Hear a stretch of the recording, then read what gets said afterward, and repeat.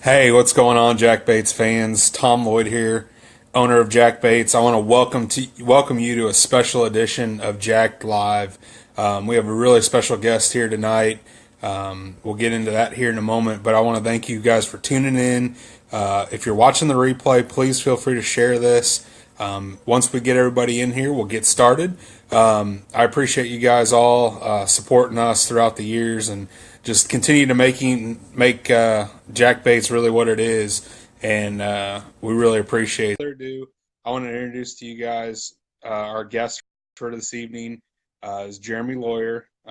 He is FLW Tour Pro, Jack Baits Pro, bunch of other pros that he's on staff with, and we really appreciate him being with us. And right on cue, Mr. Jeremy Lawyer, how are you, buddy? Good. How are you guys? Doing well. I can hear and see you well, so no issues with service so far. So if we drop, we'll jump back on. But I appreciate you being on here with us, man. How's things going? Good. I'm staying in by fire, getting ready to head south. And if there anything will happen, it'll probably be cold when I get down there. But I'm looking forward to some warmer weather. You got that right. You got that right. It's cold down there right now, from what I understand, and everybody that's been posting down there in Okeechobee is complaining about the cold for sure. Yeah, those fish down there really react to the cold, and they're fixing to have a really cold tournament tomorrow, and that's really out of the ordinary for down there. But it always happens. It seems like on the first day or the second day of the tournament. So them guys will catch them. There's a full field in, I think 250 boats, so it'll be a good tournament. Oh yeah, I bet even though it's a big lake, I bet it'll fish a little tight, huh? That Yeah, many boats on it. I've never been there or anything, but that's the way it typically, everything I've researched on the lake and all that, it's pretty well, just everybody grouped up. You got a fish in the crowd. That's not necessarily 100% my style, but I might learn to love it. There you go. There you go. Yeah, Bob Blackerby's on here. He says it's cold down there right now. He's fishing tomorrow, so we'll wish him all luck. He was our guest last week, so good luck, Bob, and hope you go jack him tomorrow and this weekend. But anyway, guys, well, we're gonna talk to Jeremy a little bit about some different things. A little bit about some cold weather tactics, a little bit about his year last year, a little bit about the upcoming year. Talk to him. He's a FLW All American winner as well, so kind of go briefly into that a little bit and talk to us about that tournament. And please feel free to jump in with some questions. And Jeremy, I'm going to ask you at some point as we get some of these questions rolling in. I'm going to have you pick a lucky winner of one of these questions that you just think's a good question about fishing or a good question about anything that pertains to you. So we'll just keep that in mind as we're going through these, and we'll get some folks some baits, some jack baits that you like. So we'll dive right into it here. Jeremy's from Sarcoxie, Missouri, which is a small town about I don't know, about an hour and a half or hour west of Springfield or thereabouts. What lake did you grow up fishing most? We grew up around all of them, but no doubt Stockton Lake. My family was a big crappie fishing family. And so when we went, I mean, we'd go to Table Rock and different places, but normally it was always Stockton. So I always loved going up there and fishing. I got a lot of past history there. Oh yeah, well you had some good success there not too long ago at 20 high 20s, 28 or something like that pounds. Yeah, that should have never really even happened. I was fishing with my uncle. We hadn't been up there. It was just one of them days that normally you have pre-fishing to where you just catch, 6 or 7 keepers, but they're all giants. And, it just Yep. happened that night. It was a great time, and that's a fun tournament and a fun lake to go fish. And so, to say I could go do that again, not even close. But I was glad to come along that night. It was a fun time. I hear you. I hear you. Well, it's about I don't know, in the low digits here. If you were going out fishing tomorrow, let's say Stockton, or a lot of people know Table Rock or Lake of the Ozarks. I mean, what's some of those cold weather techniques you're looking at for that under 40-degree water or 45-degree water, somewhere in that ballpark? Well, typically, I'd probably go crappie fishing. They're biting a lot better than anything. No doubt. It's just hard to keep your equipment working in this kind of weather. I use Lew's rods and reels. They're the finest ones out there, in my opinion. But you still just can't keep the ice out of your guides, the ice out of your reel. I try to spray it with Reel Magic and other products and different things. And it's just really hard. But if you do get a nice day, most of the time you can go in the afternoons or later in the mornings. But this is kind of out of the relevant for Missouri right now to be cold. You know, we've had snow on the ground like 10, 12 days in a row now, so that's kind of rare. But, you know, everybody around here knows the old Rogue and a jig. You know, everybody pretty well cut their teeth. It's probably gotten a little bit cold to be cranking. Now, I'm not saying you can't catch them, but typically, you know, to do it consistently and everything, you're probably going to fall back on either a jack jig or a jerk bait of your choice, you know, and just target those fish at a little bit slower pace. Sure. What when you talk crankbaiting, I assume we're talking wiggle wart or thereabouts. Yeah, you know, those arcs, you can't hardly replace a wiggle wart. There's been a lot of companies try to make one, you know. Mike's done a good job with the rock crawler, you know, and the hunt for center crawl by live target, you know, they've all got their places and everything.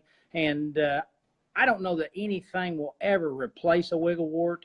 You can't get your hands on them anymore. You know, some of us Ozark guys are fortunate enough to have several from just when they went out of business, and we've got a pretty good supply of them, so we keep being able to use them. But no doubt, you know, a lot of companies got a lot of great crankbaits, but it's hard to replace a wiggle wart itself in the Ozarks on the White River chain and everything. Now you take one to Texas, nobody's even heard of one, but it's just really right here. That's just one of those baits that you know, confidence is a big player. I've got a lot of confidence in it, you know, and so it's hard not to throw it.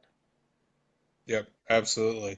So, talk to us a little bit about the jerkbait fishing, as far as kind of what you'd go out there and target right now. If say you weren't fishing for crappie, as far as different ideas, as far as where they'd be right now, and just if a guy went and tied one on, what color would he tie on first and You know, foremost? I try to keep an open mind with colors. I try not to get where I just tie on a color or something like that, because that will burn you more than once, you know.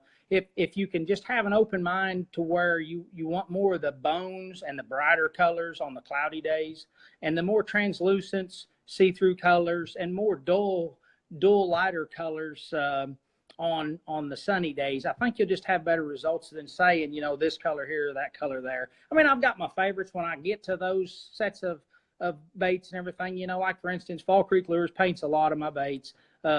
It wasn't very long ago, probably, I don't know, probably 10 years ago, that I would give every jerk bait I had away. I could not catch a fish on them. I got so aggravated. I kept getting stomped by them. And I did two things. I started just throwing a mega bass jerk bait exclusively because I felt like that bait was good enough. If I got it in front of one, if he wouldn't eat it, he probably wasn't going to eat anything else. And I got everything I threw was custom painted. I felt like the fish so many times would swim up there to it and look at it and then turn away from it. And in Table Rock, I've seen them do it several times. They just either get too good a look at it, it doesn't look natural enough. And so that gave me the confidence to know that if I was throwing a bait that looked as real as it could come, in a bait that I trusted, that had, you know, the right cadence, you know, as far as the way the bait moved in the water and everything, that I could get the fish to bite. And so that's probably the best thing I've done over the years, is stuck with just a couple of different baits and I don't know, like 10 different colors, maybe. I probably throw like 4, but if you can just stick to bones and translucents, that pretty well justify everything. I mean, they make so many colors, a guy can get so wrapped up in that. Oh, that's absolutely true, and that's absolutely true with the jigs too. I mean, obviously the jigs come in so many different colors, and you know, as you know, we make custom colors for everybody all the time. And whenever I first started doing that, being a fisherman myself and tournament fishing, you know, I looked at my box after about 6 months, and I was like, I got 400 different colors in here, and it's like, you know, everybody's got their confidence thing, but what you know, that's a big thing, and I'm sure you agree with that. But as far as confidence goes in a color and stuff like that, but as far as a jig right now, what kind of jig are you throwing going out tomorrow? Well, you know, I tell you what, when I look at a jig, you know, I want to try and break it down to where, what am I going to be doing with it, and what pound line and stuff I'm going to be throwing on it. You know, I want to throw the lightest jig I can get away with, but still have a fairly decent fall rate. And your line's going to hamper you from doing that. And your line's going to hamper you from being able to set the hook into the fish good. Now, I know you guys at JaKKed have the new Keith O'Shea jig, which has a large diameter wire hook in it, as well as the finesse jig that's always been a staple, you know, just a ball head finesse jig. And what those two have is two totally different diameter hooks. They're not necessarily, yeah, there you go. They're not necessarily, I don't mind the length or the shortness. It's more about being able to set that hook into that fish's mouth. You know, if I'm going to throw that jig you got in your right hand with that light wire hook, you know, I'm probably going to throw it like on a 7.3 Lew's Carbon Pro rod with, say, 10 to 12 pound, 15 pound is going to be the heaviest I'm going to throw that on. Where with the Keith Pochet heavy finesse jig, the 15 pounds is going to be the lightest I'm going to throw, and probably 17 is going to be the lightest.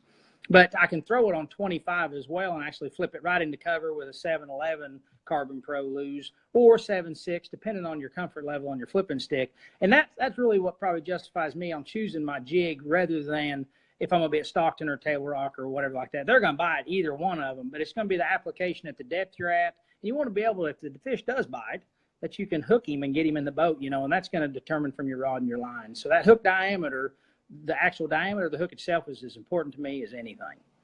Sure. Absolutely. Well, what color would we be looking at right now? That's one of the questions here from Corey Gordon. He says, what color is your favorite color for a wintertime jack jig? You know, I always try to custom tie a lot of my own colors, and not that they're not offered. You guys have a great selection, you know, and everything. But there's just been some in the past that, you know, you can't hardly stray away from the greens and the browns, especially in the winter in our waters and the clears. You know, some of them with some reds in there. You know, I like a jig that's got white in it. You know, a lot of times the crawdad's bottom's white. You know, I throw a jig a bunch that's got a white bottom on 6/8 strands on the bottom that's white.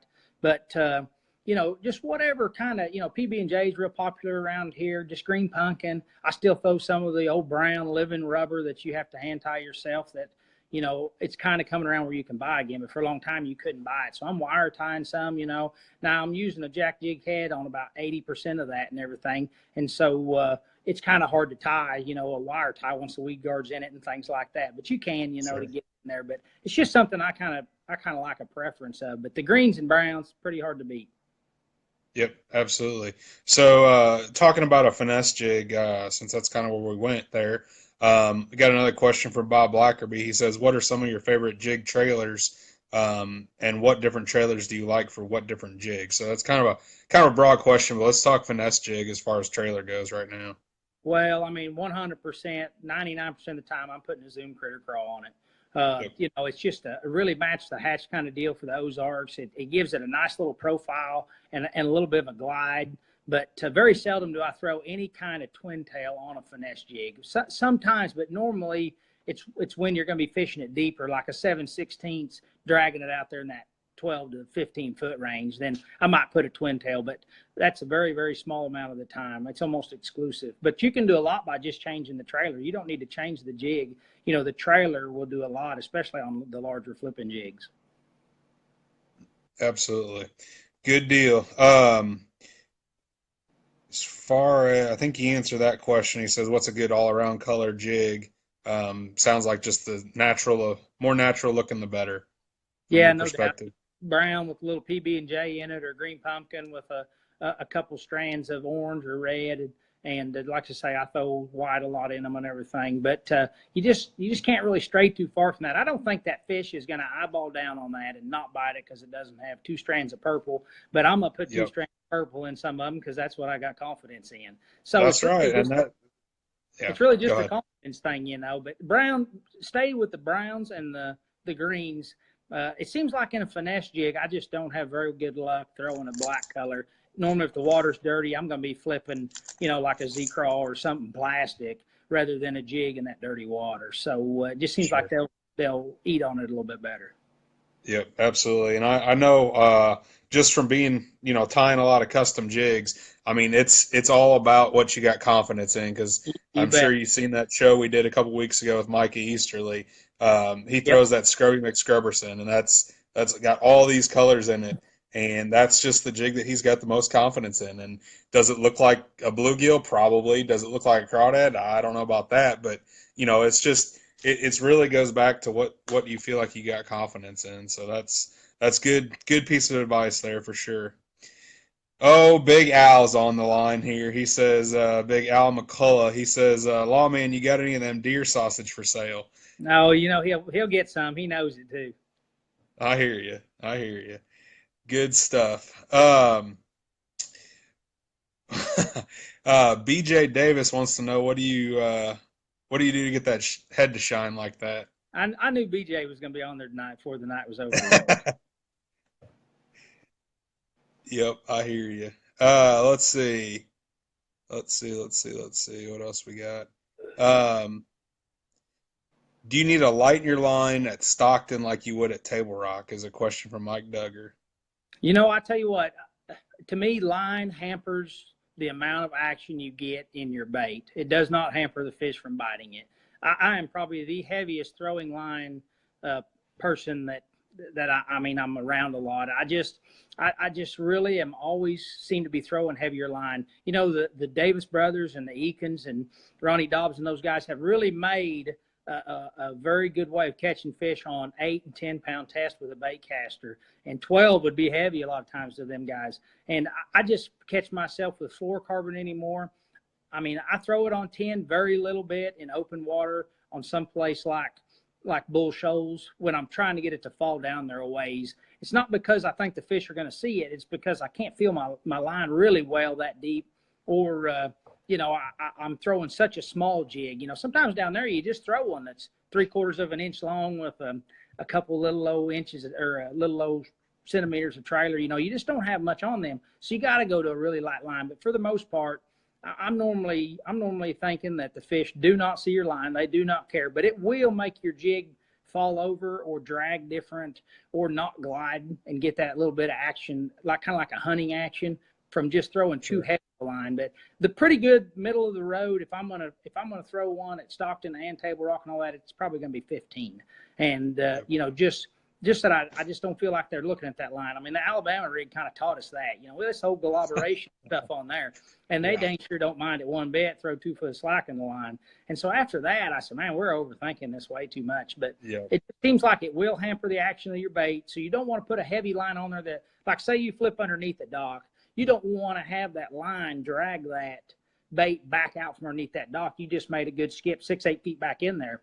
And so you've either got to really fluff your line and get it to lay to where it takes it that way underneath the dock, or throw a little bit lighter line to where it doesn't want to pull it back, because your line definitely will. So there's just things like that to take into consideration with your line rather than just the fish seeing it. Absolutely.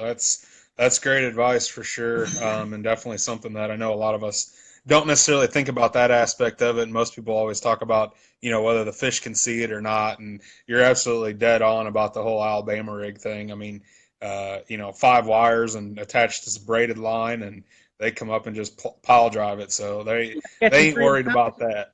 No. I hear you. Well, here's a good question. Chris Roberts says, question for Lawman. He says, when you're having a really rough day, what do you do to gather yourself up, settle down, and figure them out? If nothing else is working, where do you start? Well, I tell you what, that's $1 million question there. I think there may be a winner of some sort there. That's a great question. You ought to hook him up with some baits. I'm going to hook you up, Chris. Is it Chris Roberts? Yep. Okay. We'll write him down, and I'll let you answer that.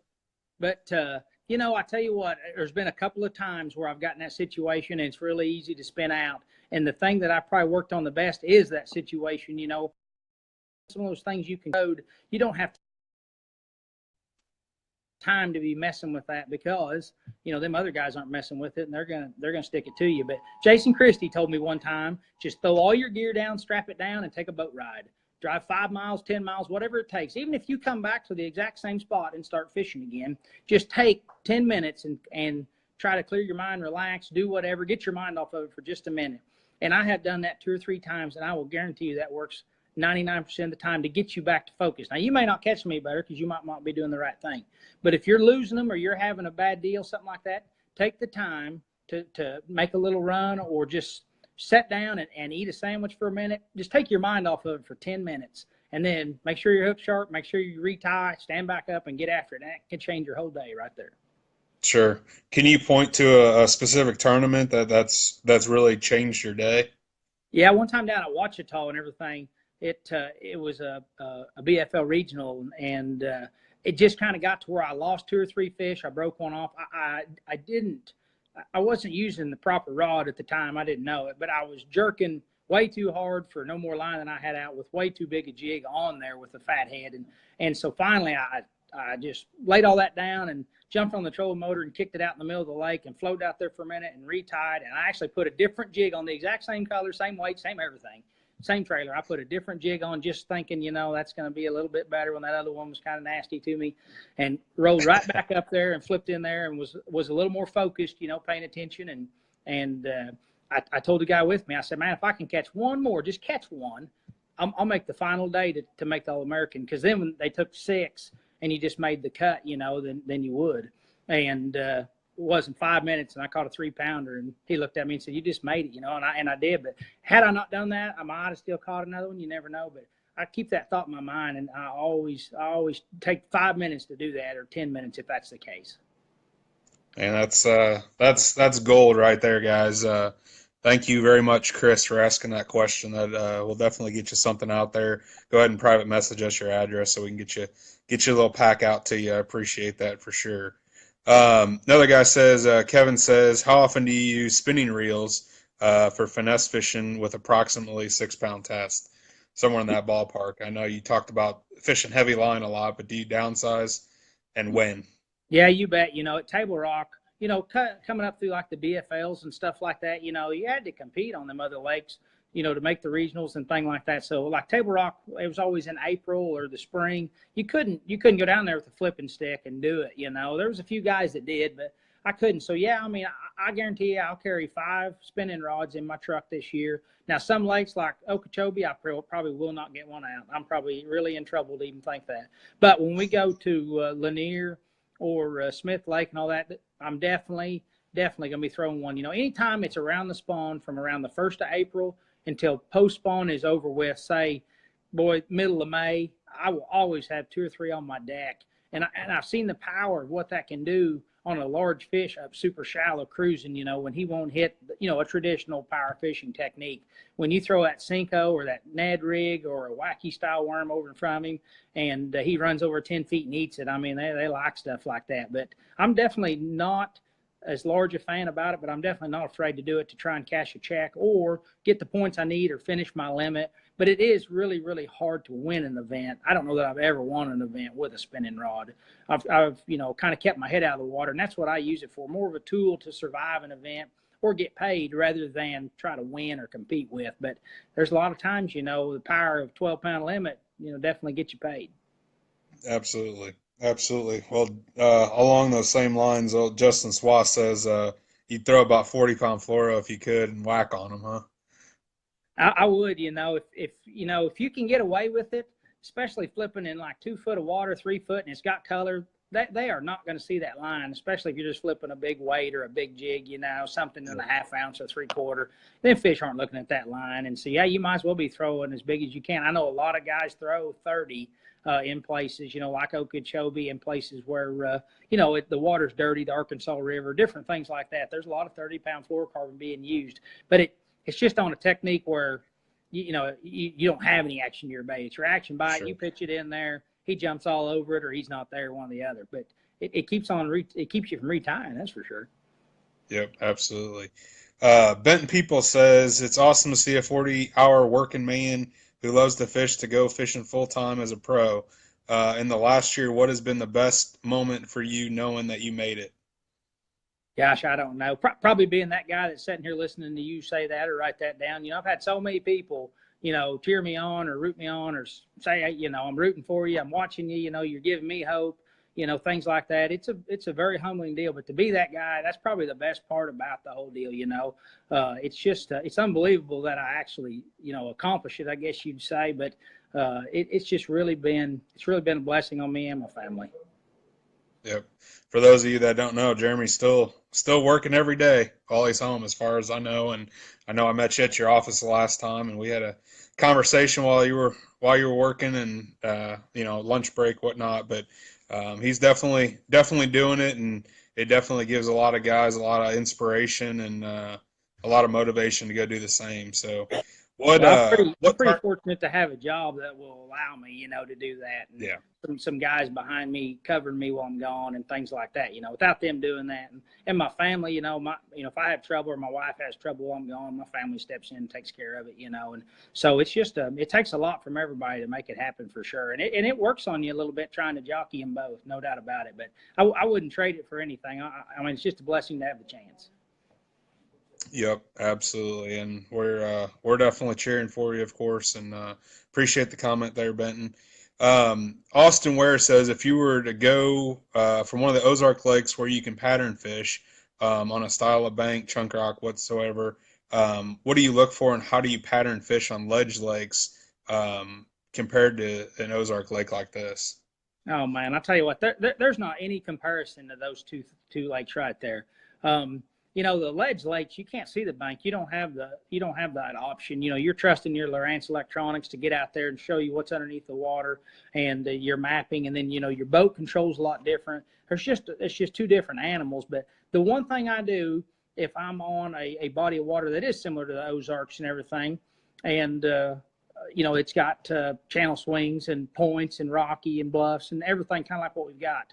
I'm going to target the transitions, whether it's back in a creek or on the main lake. It's going to depend on the time of the year we're there. But them fish are always some fish around transitions. So when I'm kind of starting and I'm trying to put the pieces together, I'll start, say, 100 yards on a bluff that goes to a chunk rock, that goes to a pea gravel bank, if that's possible. But at least one or the other changes from pea gravel to chunk rock or to bluff to chunk rock. Just those transitions have always, somewhere on that transition, there's going to be a fish or two.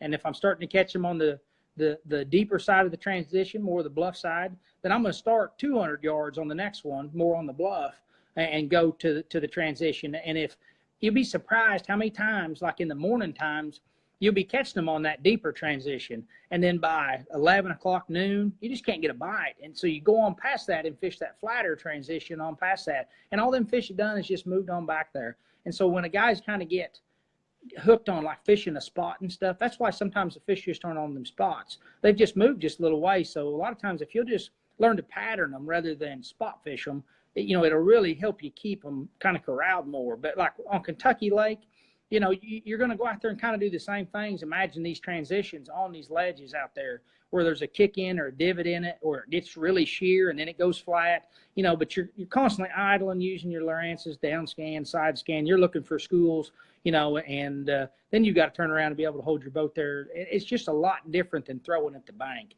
but two different ways of doing it, and both of them are equally as good. If not, ledge fishing is probably better, just because normally you find a school when you do that. But both of them are great techniques. Sure. Absolutely. Well, thank you on that. Michael Smith says, quick question here. Do you contrast your jig trailers, or do you use a similar color to the jig? And I guess that's probably a general question that has different a different answer to it, but I guess just kind of ballpark us there. Well, I mean, I pretty well throw just like a perch color, brown, or a black and silver. I don't really throw black and blues or a whole bunch of different colors, but I normally try to match the trailer with it. Now I will put a green pumpkin on a brown jig, and I will never put a brown on a green pumpkin. It seems like it just doesn't match right. So green pumpkin, black and silver. I always throw either a black or a black and silver trailer, or a straight silver trailer, and then on the brown jig, it's almost always a green pumpkin of some sort. Because normally when you get into the browns, they look kind of like a matte finish brown. They don't, pumpkin seed doesn't really fit brown, and so green pumpkin, it's pretty hard to beat green pumpkin. But I'm more worried about like what the trailer is. If it's a Zoom Z-Crawl, that's probably one of my favorite trailers, a Z-Crawl Junior. It's got the little twin tails on there, or if I want more of a gliding action, I might thread a beaver on there, or just a regular Zoom fluke trailer, and get something that glides and everything. And really that's just the difference in the trailers. You're not changing the jig, but you'll be surprised whenever you put a different trailer on and get that bait either falling down with, say, a pocket crawl or something, it's really kicking, to where some days they want that thing just falling straight down, to where you put a glide bait on there that, kind of glides back in there a little bit, how many more bites you can get on one or the other. So sometimes instead of just changing your jig, just change your trailer. That's all it'll take, really. That's definitely some advice that I know. Again, a lot of folks don't necessarily look at. They're more concerned with throwing a dock rock or a finesse jig or a football jig versus taking that same dock rock or the same finesse jig and, like you said, changing up the trailer. So I know that's a big help, I'm sure, for a lot of people on here, including myself. So thank you for that. Um, Chris Smith says, how often do you revisit a hole that you have confidence in from practice during the tournament day before you check it off your route? Gosh, that just kind of depends on what the fishing is and what the conditions are. If I get burned, if it's on a lake like local here and everything, and I get burned a time or two in events over the following weeks, fish will keep kind of moving on me, and I can't seem to catch them on the event and stuff like that. Sometimes I'll just write it off just for the sake of tipping my hat to them. They won, whatever. I'm done messing with them. They're wasting my time. But when I'm out on the road, if I could find a place where I think there's fish there, maybe I just need to take some more time and fish it differently. If I go through that area and I don't catch them, I won't go back through it later in the day the same way. I might come back, but I'm going to fish out deeper. I'm going to fish at a different angle. If it's just a bank, like a chunk rock bank, and the wind's not hitting it like it was the day I caught them or whenever I was getting bites, things like that, I may never fish it again. If it's a grass patch, there's always fish there. Sometimes they just get on the backside of that grass or hunker down in it, or they'll move up on the very windy side and kind of feed on that windy front. But you just really kind of have to figure out what them fish did that's right there. But it's kind of different depending on your lakes too. A lot of them grass fish, they really school up. If you got a few bites, there's probably a bunch of them there, probably a load of them. And so you can't really give up on that, especially when you're 1,000 miles from home and don't have a lot to go on anyway. So you got to kind of get in there elbow deep and get after it. But when I'm around here and I'm fishing for fun, maybe on Stockton, I'm just up there throwing a jig down the bank or a jerk bait. If they're if they're wanting to move and do a lot, I'll just keep on trucking. I won't mess with them too much just because I'll keep trying more things where I think eventually what I'll do is run on to a hot school that's up on the bank and kind of make hay right then. And rather than waste my time trying to force feed them. Sure. Sounds good. Got a question about the Big O, Okeechobee, and you mentioned earlier you hadn't been there before, but talking about this weekend, the Costa that's there, what do you predict for weight-wise that you think may take it this weekend? Well, I tell you what, I'm the last person to be giving advice on a southern Florida lake. I've never been there. I don't know too much about it. I've watched a ton of footage. I've done some research. I've tried to, get all the odds in my favor. But all I know is when that weather comes in and it gets cold, then fish down there get plumb stubborn as can be, And when you flip something in there and you've soaked it, you need to soak it that much longer again. So I think you're going to see the top weight probably be pretty strong. Just because you got 250 and there's a bunch of locals in it, the field's full. So, you're going to see some of them guys. Somebody's going to probably crack, 26 pounds the first day because they're going to throw a 10-pounder in there with them and another one about 6 and then, 3 decent ones or something. But I think relatively the weights will be down to get a check, though. And so if they pay 50 places, probably 24 pounds in 2 days will probably get you a check just because it's going to be that tough. But I saw today on FLW, they were saying like 45, 47 to win. That may be dead on. I don't know. But I'd have to think as many anglers as there is in it and as many big fish as that lake has, probably a touch more than that, probably in the mid-50s or something like that to get it done. But that's strictly speculation. I'm not basing that on anything. Sure, absolutely. Is that one of the lakes you're looking forward to going to since you hadn't been there? Hope the or the weather warms up a little bit. Not looking forward to it? No, not at all. You go from Southwest Missouri to Florida to start the year off. That's probably a pretty good hill to climb right there.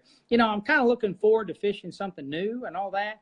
But I wish I was just going there on vacation rather than down there for an FLW event. But, it'll be exciting when we get down there. I'm definitely got the itch. I've been prepping my tackle. I've been getting line on. I've been doing everything I can do to make sure and have everything in my favor, rather than worrying about what I can't control. If I can control it, I try to make sure 100% all that's taken care of. So I don't know. We'll see. But I'd like to catch a 10-pounder down there, just say I did. But, if I come away there, with a check, I would feel like, I hung the moon. Sometimes you just got to set, goals that are reality sets in when you're probably not going to leave Missouri and go down there and pull a Bradley Holman and smoke them like he did. I'm not saying it can't happen. And if it would get the opportunity, I'd love it. But, I'm not going to go down there playing that way and then finish 150th and start the season off absolutely so far behind the 8 ball I can't get back. So you got to pick and choose your battle. That's probably not one for me to pick. Yeah, no, I hear you. And I think it is interesting, just as you're talking about that, to think, we got 10-degree weather here, and you kind of know what's going on here as far as fishing goes and what you could go do out there. But it's just a whole different world once you go somewhere completely out of your climate, and the water's completely different. There's grass, which we don't have around here, of course. So that's definitely, I completely agree with what you're saying there, and it'd be nice to go down there on vacation or just fun fishing or something like that. But I don't envy you in that sense. Well, I tell you what, I'll be looking forward to it, and I really have a high confidence level around grass. I don't get to fish it very much, but one of the funnest tournament I had last year was on the Mississippi River, and there wasn't a ton of vegetation, but there was a lot, and I've made the All-American a couple of times on Lake Ouachita punching grass. And so I've got a little bit of history with grass, but it seems like when I get around it, I feel like I'm around fish a lot, and so I may leave that lake completely denying I ever said all that. But, I feel like I'll be comfortable, but, still being comfortable and competing against some of the best in the world, that's two different things. Yep, absolutely. Absolutely. Well, Steve Bocock says, Jeremy, I'm a crankbait guy, but I've always had a jig tied on. How do you build up in confidence in jigs, and is just the ability to be able to slow down, or is it something else? My jig game is weak. I tell you what, there's a lot of different ways to work a jig. It's a lot like a jerk bait. And what helped me a lot with the jerk bait was working it fast. I'm not a guy that can let it sit there 15, 20 seconds. I let it sit there 3 or 4 seconds. That's pretty good. And that's probably because I wasn't paying attention. Normally it's about 2 seconds, and I'm snapping it on and going on.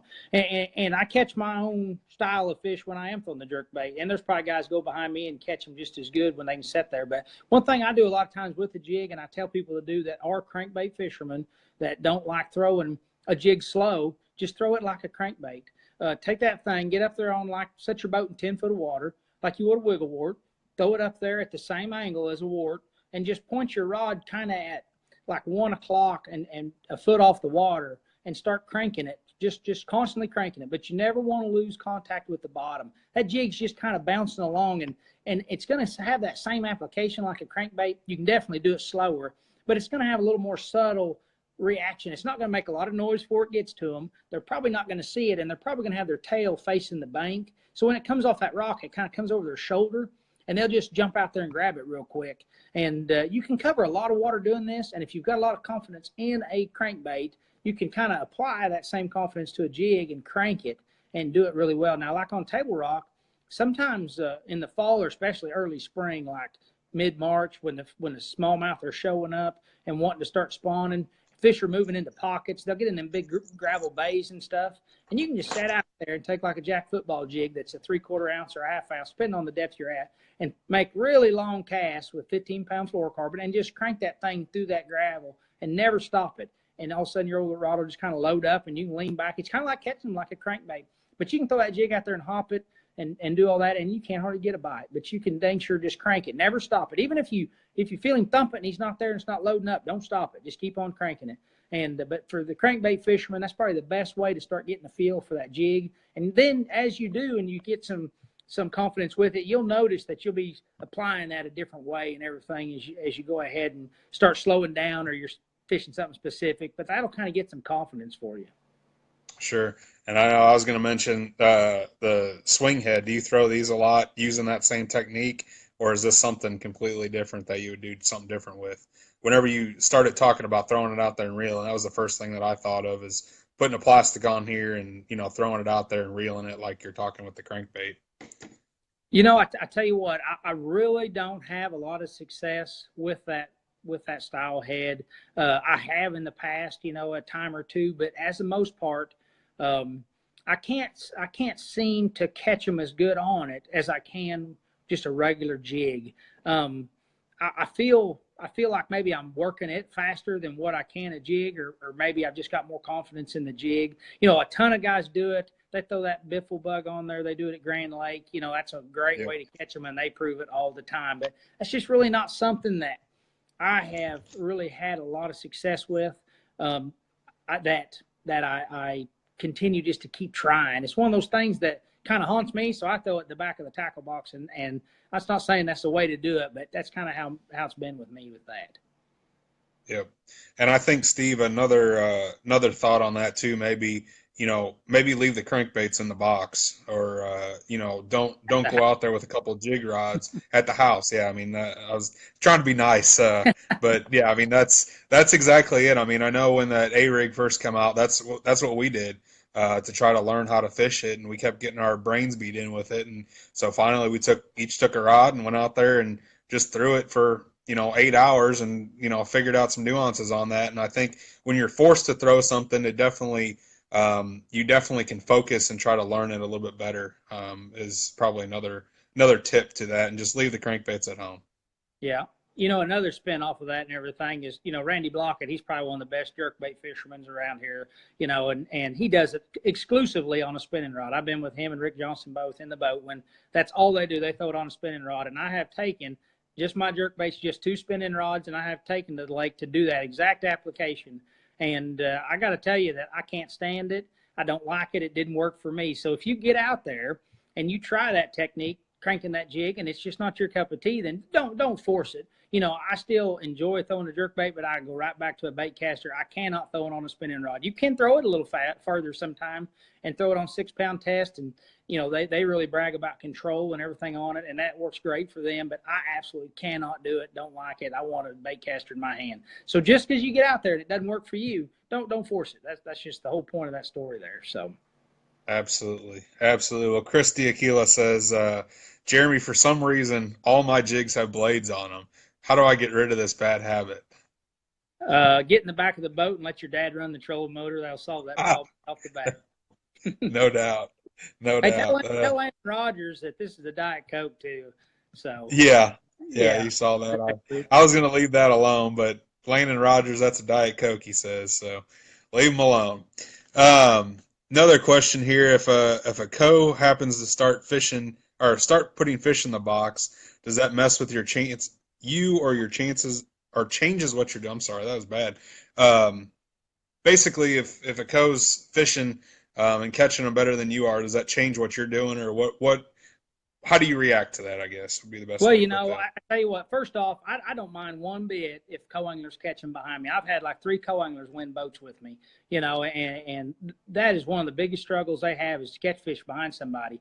But I have tried to take that and learn that if they're catching them, I'm doing something wrong. So I've tried to learn more from them when they are catching them. A great example this year is on the Potomac and everything, where I was throwing this little old crankbait over the top of this grass, and my co-angler was throwing a chatterbait, and he was catching 3-pounders, and I was catching 1.5-pounders. And so, well, shoot, I'm no dummy. I'm gonna put on chatterbait. So I started firing it out there, and I started catching 3-pounders.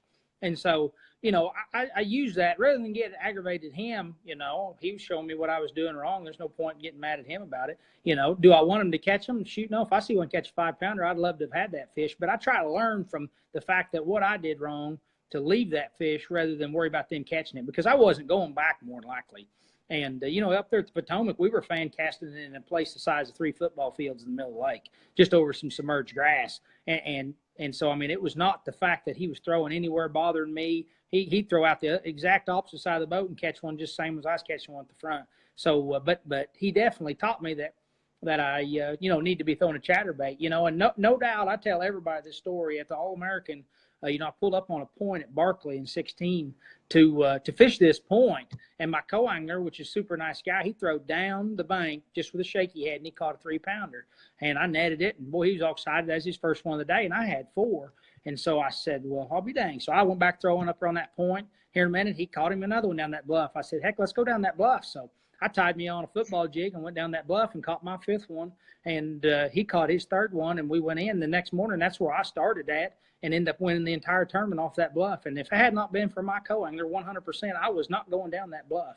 So I try to utilize them as part of your team rather than complain if they're catching something more than me. I mean, you're going to get beat out of the back of the boat. I've been done, that night we had, at 27 pounds of Stockton, my uncle caught an 8-pounder behind me, but, it's just going to happen. There's no way around it. So you might as well, instead of trying to get aggravated or be mad at them, directly, utilize it, try to use it to your favor and learn from it, especially like on multi-day events. If your co-angler's throwing a shaky head and he's catching a lot of numbers and you're throwing, let's say, a big jig and catching, 3.5 pounders, the next day you might start off with a shaky head and try and get that limit real quick like he did, and then cull, with your 3.5 pounders and approach it that way, where you might not even throw that shaky head had you not had him in the back of the boat doing it. So try to utilize your co-anglers. They're back there trying to do their own thing, and a lot of times it'll work out in your favor. Yep, absolutely. And I've said this before and I'll say it again, a lot of times, looking at that as like you said, a team. I mean, you're two guys in the boat trying to figure it out. You got the same goal as catching fish. So long as, the co's being respectful and whatnot, as far as not casting over your left ear, trying to get 10 fish in the boat's really the name of the game. And, getting the best 10 you can as a team, really, probably would help out everyone to be doing that. So that's great. With that being said, on that topic, I'm sure there's a lot of I know Benton, he's fishing the tour this year as a co for the first time, and I talked to him earlier and he said, man, why don't you ask him what's a good tip for a co-angler that you've seen that's worked better than others for other people? Gosh, I don't know. There's so many scenarios out there. Lots of times if you'll just be courteous to your boater and kind of let him fish the way he wants to, and then try to find a way to fish within his pattern, behind him at the same pace, and don't rush him, things like that. A lot of times they'll go out of their way to make sure you get some fish. And if they're having a bad day and they're struggling and you're making it worse by pushing on them or maybe, causing them to second guess themselves, it's not going to make the day any better. So try to keep that in mind. He's not against you and he's not trying to keep you from doing anything. He might have a hard time figuring them out that day. So just try to go with the flow.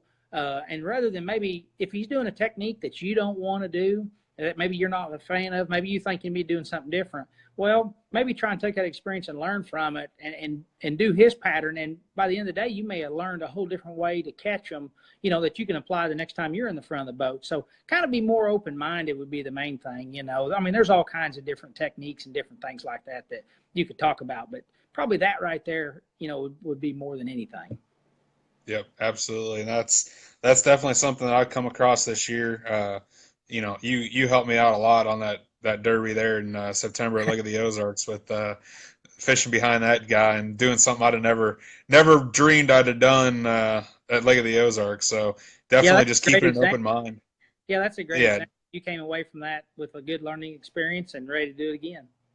Absolutely. And just keeping an open mind and realizing that if they're doing something, especially if it's a technique that's a lot different than a lot of other people do. I mean, they obviously have confidence in it and just try to learn. I mean, and they may not be catching them that day or that hour or whatever, but they're showing you exactly the way that they would do it in a tournament.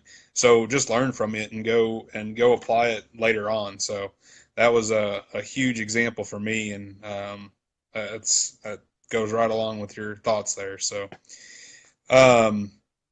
Duke Denton says, who's your favorite FLW angler?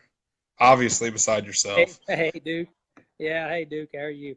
I don't know. Boy, there's so many of them out there. The guys that I got more respect for now that I definitely, not that I didn't respect them, but I didn't understand it better, are the veterans like Randy Blockett, Andy Morgan, Larry Nixon. Gosh, them guys have been through so many, Jim Tutt, to make a career out of fishing the FLW and bass.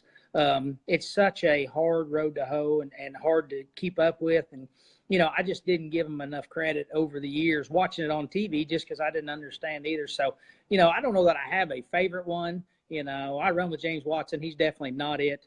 But we have a good time out there. So, oh, yeah. But there's so many good ones, that especially like after a tough tournament, now that I'm there, maybe I have a bad tournament and I'm like, man, I couldn't even catch 10 pounds a day. And them guys caught 18 pounds a day to win. It just really gives you a whole different respect for them that you were there on the same conditions and couldn't do it. Them guys are just machines, and they've done a good time over the years, being able to pull that off. So probably the veterans in a whole, Duke, is who I would probably be rooting for a lot of the times. But, there's so many good ones out there. It's fun to watch Brian Thrift. I mean, there's a ton of them. Absolutely. Well, Miss Dobbs, Diana, I believe it is. Hey, yeah. Who or what has been your biggest influence on your fishing journey? Oh, boy, I don't know. Probably my Put me family. on the spot. I mean, I grew up in such a fishing family. My grandma took me fishing as much as my dad, my uncle. We just went perch fishing, went to the creek, waded the river, went catfishing, caught white bass, whatever it was, we was just fishing. And so, probably the influence like that. Now, once I got out of high school, Joe Wagner probably influenced me as much as anybody, and I'll guarantee you, Diana knows, but Ronnie Dobbs, he helped me a train load. So many guys have kind of helped me here and there, be it with business side of it, the marketing side of it, or the fishing side of it. It's kind of brought it to a whole. So to say there's just one person or something like that, it's kind of been a big family oriented deal that still today is pretty family oriented. So I don't know if there is just one, but to grow up in a fishing family the way I have has definitely made all that happen. Yeah, I know you definitely have a great support system out there, and definitely second to none from what I understand. So that's awesome. Kobe Ashbury says, and I'm going to preface this question. There is an event every year, now the last couple of years at Lake of the Ozarks that's put on by Bass and Bob and Bob Rankin. That's the Missouri Invitational, which Jeremy has been invited to. But Kobe Ashbury, basically they fish for a couple days and then they golf for an afternoon.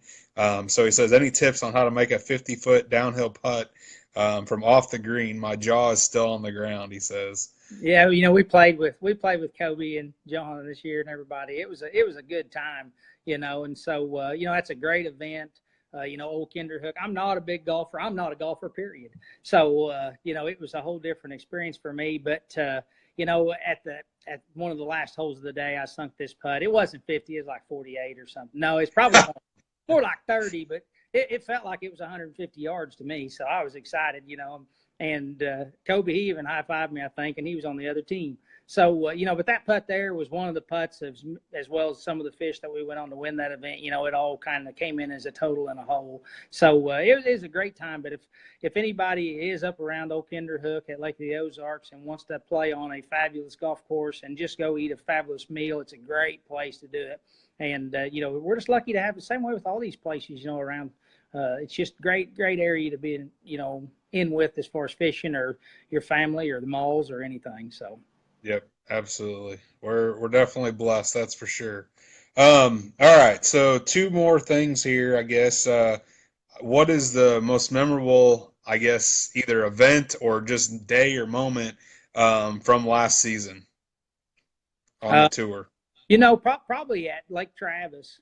I started off at Gunnersville and I didn't do very good. I finished 90th, and which was really about as better than what I thought I was going to do. I didn't know if I'd even catch one. It was so tough down there. But, we went to Lake Travis and I kind of figured a deal out and I caught a couple really good bags of fish, one of the largest bags the second day, and moved up to make the cut, and I went back to my place where we stay, and man, I just thought, gosh dang, here I am. I made the cut on an FLW tournament. That was awesome. And then the next day I struggled a little bit. I still come in with 5 and messed around and made the final day cut, and I just couldn't believe that here I was standing here, on my second FLW event and had made the top 10 cut, and so it was very gratifying. It kind of just gave you a renewed hope or maybe the confidence that you needed to try and excel more the rest of the year. But no doubt when you're catching them, there's nothing greater feeling. And when you're not, boy, it's hard to get back to that good feeling because it's easy not to catch them. But that was probably one of the best things that really kind of was a turning point. Not that it was that far behind because the season had just started, but it kind of set the tone for the rest of the year that, hey, I can compete with these guys. And not that you don't have the confidence, but you need a little bit of that, kind of Validation. Yeah, there you go. Just to make sure that between your ears, you're focused. Because when you look over and there's Larry Nixon, and then you look over and Andy Morgan's holding on to your boat, you're like, oh my gosh, this is going to be a beatdown right here. So, you kind of need a little bit of that, and it really helps to catch them a time or two. But that probably helped me more than anything last year. Absolutely. What advice would you give any BFL angler thinking about moving up? Man, I tell you I what, guess. Yeah, go that's a ahead. good question there. How are you, Chris? But there's so many different things out there that influence, whether or not you move up or not. It may be your job, it may be your home, it may be, your family, where you're at in your career. The biggest thing I can say is don't rush it, and the next thing you know, you're bankrupt, you can't afford a boat, and you've kind of lost, the option to be able to do it down the road. A great example is when I finished second at the All-American in like 15. I watched it drive off into the sunset. I couldn't believe it. I was about sick. Even though I still won a pretty good chunk of change, enough to go fish the tour, barely maybe, I just felt like if I rushed it and pushed it, then, that I wanted a fair shot at it if I ever got the chance to try it, and that was not my fair shot. So I waited and kind of kept working, and then the next year, it worked out a lot better. But what I come away looking at that was the fact that I didn't rush it, and I kind of let things unfold. So if you're wanting to fish, jump in the back of the boat, but don't get so nervous to want to leave the back of the boat until you can afford to do it and not influence your family or have to get a check or be broke at the end of the year. You want to, it's going to take some longevity in the sport to get kind of seated in place. So 1 year is not going to do it. Even if you have a stellar year, the chances of having a stellar year the next year might not happen. So kind of just pace yourself and always keep it there in front of you and have goals, but don't try to just run out there and think that it's all going to happen real quick, because it might kind of turn around and bite you, and then you won't have another chance to do it. So just don't rush it. Absolutely. That's great advice. And I know there's a lot of people every week and every year that are thinking, okay, I'm fishing the BFLs, it's time to go fish the Costas. I'm fishing the Costas, it's time to go fish the tour or whatnot. So that's fantastic advice Well, you in definitely general. don't So want to get in the rut to where you stay at home and fish your local tournaments and you're fishing the same banks. If there's somebody, say they're not even fishing the BFLs right now, and they don't even want to fish the co-angler side, or maybe they want to fish the Costas and they don't want to fish the BFLs, go fish some of these different lakes. Just take a vacation, drive to Texas. Texas isn't very far, 5-6 hours. You can be down Lake Fork and everything. Go fish some different lakes and kind of cut your teeth on those lakes that you're thinking about going to. And that way it's not such a surprise to you, when you get down there for a tournament or things like that. But you get some experience kind of out on the road in different territories, and it'll make you try to find fish. It'll make you pattern them more. It'll make you a better angler because you don't have that spot to fall back on where, well, let's go over here and throw a jig. We can catch a couple off this dock, or, something like that. Not that there's anything wrong with that, but it really doesn't help you out on the road. yep, absolutely. That's for sure. There's no fishing at PB2 or around these local docks that where there's a bunch of fish and brush piles and stuff like that when you Right. go to Okeechobee and you ain't never been there. That's Yeah. you know Yeah. It'll be a little that's bit scary at first too. So. yeah, that's all right. You'll figure them out. I have no doubt in my mind. Well, so we said that Okeechobee wasn't the top one on your list this year, but which one are you looking forward to the most? Um, I don't know. I got a couple of them. I got last year down in Florida. I went down there to the Harris chain, and I'd never been to Florida, period. And we went down there and fished it. It was really a stubborn place for me to kind of get settled into fish, and I finally did on the last day of practice. And I didn't realize I had such a good area until the tournament, and I made one of those bonehead moves where I left it the first day and then turned around and I should have stayed, because the second day it was just as good. And I didn't realize there was that many fish there. And so I messed around and did some different things. And some of them weren't the greatest decisions, and some of them were. But I lost a couple fish. One of them was probably a 7, 8, 9 pound class fish that would have made the difference altogether. But I tied for the last check with Scott Canterbury and Larry Nixon, and they won the tiebreaker. Larry got the last check on everything. And so if you're going to lose somebody, that's not a bad deal to lose to. But on the other hand, That's right. kind of stung me a little bit. I'd like to go back to Harris chain just to kind of have another shot at that. We're going to be there a little earlier, so it may not be the same. But I'd kind of like just to get back down there, and then the Cumberland as well. It was a I don't know, it was a different place to fish. When you were catching 3-pound smallmouth and couldn't even keep them, that was kind of sore. But Yeah. I'm kind of looking forward to both those. But the Detroit River, I'm going up there for the first time as well. And, everybody talks about all these smallmouth and catching them. So as far as going someplace to actually load the boat and think you're going to get just tired of catching them, that's probably the top of the list that I would like to go to. But it may prove to be that, I've never been up there to chase them, so it may be harder than what a person thinks. Perfect. All right. Alan, with the Big Bass Bash, Anglers in Action, he says, let's give away one entry for those who commented tonight, $100 Big Bass Bash, or to the $100,000 Big Bass Bash at Lake of the Ozarks. Jeremy will pick the winner, or you'll pick the winner, or whatever. And I'll send you the certificate. Call it the Jack Bates Big Bass Life Changer Amateurs Only. So we're going to pick someone at random. Al from the Big Bass Bash has offered up a certificate for an entry fee for the Big Bass Bash at Lake of the Ozarks this spring. So that's fantastic. Thank you so much for doing that. And we'll put all everybody's name in the hat that commented tonight, and we'll pick us out a winner. So thank you, Alan. That's awesome. So good deal. Well, Jeremy, what's the last thoughts for you this year, man? What are we looking for? Oh, I don't know. I feel like I got a better grasp on what to expect this year, as far as just what the tournaments are going to be like, the competition's going to be like. Not that it wasn't always going to be steep, but you just after doing it a year, you kind of get settled in a little bit more. I'm not going to say I'm comforted by no means, but you kind of have unsettled nerves when you don't know. And so this past year kind of answered a lot of those questions. I've lost about 45 pounds. I'm in the best shape I've been in a long time. I left Guntersville last year, besides the fact I didn't hardly catch any fish, but I felt like I had been beat like a drum, on the ride home and everything like that. So I'm trying to stay ahead of the curve, and things like that I can definitely control. I feel like I've got control of way more right out of the gate than I did last year. And so, that's going to help with confidence and everything else. So I don't know if it'll be any better, on the end result, but I feel like I've got a lot better grasp on things going in. So it's going to be an exciting year, hopefully. Absolutely. Well, Jeremy, I really appreciate being on here, guys. Let's all wish Jeremy good luck this year, and make sure you go over to Jeremy Lawyer Fishing, follow him on Facebook, and just follow his travels throughout the year as he's fishing on the FLW tour. But we'll definitely do this again, especially once you win one of these this year. We'll get you back on here, and no, even if you don't, we'll get you back on here. So we'll wish you good luck, and we'll obviously be talking to you soon. And I hope you guys all have a great night. Thanks for watching, and we'll see you guys next week.